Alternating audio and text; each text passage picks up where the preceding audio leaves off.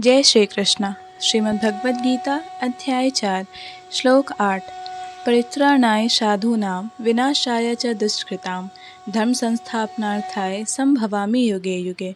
भक्तों का उद्धार करने, दुष्टों का विनाश करने तथा धर्म की फिर से स्थापना करने के लिए मैं हर युग में प्रकट होता हूँ। तात्पर्य: भगवद गीता के अनुसार साधु कृष्ण भावना भावित व्यक्ति है। अधार्मिक लगने वाले व्यक्ति में यदि पूर्ण कृष्ण चेतना हो तो उसे भी साधु समझना चाहिए। दुष्कृताम उन व्यक्तियों के लिए आया है जो कृष्ण भावना मृत की परवाह नहीं करते। ऐसे दुष्कृताम या उपद्रवी, मूर्ख तथा अधम व्यक्ति कहलाते हैं, भले ही वे सांसारिक शिक्षा से विभूषित क्यों ना हो। इसके विपरीत यदि कोई 100% कृष्ण भावना मृत में लगा रहता है तो वह विद्वान या सुसंस्कृत ना भी हो फिर भी वह साधु माना जाता है। जहाँ तक अनीश्वरवादियों का प्रश्न है, भगवान के लिए आवश्यक नहीं कि वे इनके विनाश के लिए उस रूप में अवतरित हों जिस रूप में वे रावण तथा कंस के वध करने के लिए हुए थे।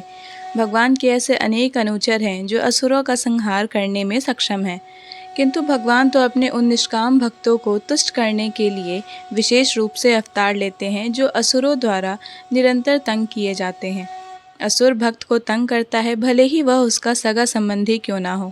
यद्यपि प्रहलाद महाराज हिरण्यकश्यप के पुत्र थे, किंतु तो भी वे अपने पिता द्वारा उत्पीड़ित थे। इसी प्रकार कृष्ण की माता देवकी यद्यपि कंस की बहन थी, किंतु उन्हें तथा उनके पति वसुदेव को इसलिए दंडित किया गया था क्योंकि उनसे कृष्ण को जन्म लेना था।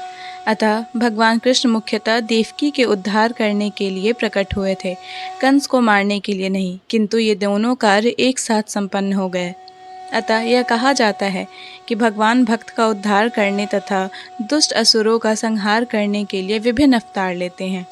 कृष्णदास कविराज कृत चैतन्य चरितामृत में लिखते हैं, सृष्टि हेतुए मूर्ति प्रपंचे अवतरे, से ईश्वर मूर्ति अवतार नाम धरे, मायातीत पर व्योमे सबार अवस्थान, विश्वे अवतरी धरे अवतार नाम।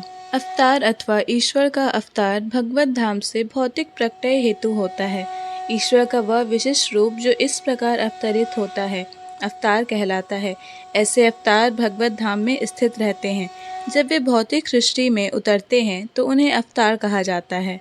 अवतार कई तरह के होते हैं, यथा पुरुष अवतार, गुणावतार, लीला अवतार, सत्योवश अवतार, मनवंतार अवतार तथा युगा अवतार। इन सब का इस ब्रह्मांड में क्रम अनुसार अवतरण होता है, किंतु भगवान कृष्ण आदि भगवान हैं और समस्त अवतारों के उद्गम हैं। भगवान श्री कृष्ण शुद्ध भक्तों की चिंताओं को दूर करने के लिए विशिष्ट प्रयोजन से अवतार लेते हैं, जो उन्हें उनकी मूल वृंदावन लीलाओं के रूप में देखने को उत्सुक रहते हैं। अतः कृष्ण अवतार का मूल उद्देश्य अपने निष्काम भक्तों को प्रसन्न करना है। भगवान का वचन है कि वे प्रत्येक युग में अवतारित होते रहते हैं। इससे सूचित होता है कि वे कलयुग में भी अवतार लेते हैं, जैसा कि श्रीमद् भागवत में कहा गया है कि कलयुग के अवतार भगवान चैतन्य महाप्रभु हैं, जिन्होंने संकीर्तन आंदोलन के द्वारा कृष्ण पूजा का प्रसार किया और पूरे भारत में कृष्ण भावना मृत का विस्तार किया। उन्होंने यह भविष्यवाणी की कि संकीर्तन की यह संस्कृति सारे विश्व के नगर नगर तथा ग्राम ग्राम में फैलेगी। भगवान चैतन्य को गुप्त रूप में किंतु प्रकट रूप में नहीं, उपनिषदों, महाभारत तथा भागवत जैसे शास्त्रों में गृह अंशों में वर्णित किया गया है। भगवान कृष्ण के भक्तगण भगवान चैतन्य के संकीर्तन आंदोलन द्वारा अत्यधिक आकर्षित रहते हैं। भगवान का यह अवतार दुष्टों का विनाश नहीं करता, अपितु अपनी अहेतु की कृपा से उनका उद्धार करता है। जय श्री कृष्ण। सभी बंधुओं से विनम्र निवेदन है कि श्रीमद् भगवद गीता के श्लोकों को कृपया शेयर कर ज़्यादा से ज़्यादा लोगों तक पहुंचाएं, क्योंकि श्रीमद् भगवद गीता सनातन धर्म का एक प्रमुख ग्रंथ है जो मानव जीवन के संपूर्ण धर्म दर्शन को सर्वश्रेष्ठ रूप से प्रस्तुत करता है। श्रीमद् भगवद गीता से मिला ज्ञान हमारे दैनिक जीवन को उन्नत बनाता है। जय श्री कृष्ण। भगवद गीता के सभी श्लोकों को सुनने और समझने के लिए हमारे चैनल को सब्सक्राइब करें। अगर वीडियो पसंद आया हो तो इसे लाइक और शेयर करें।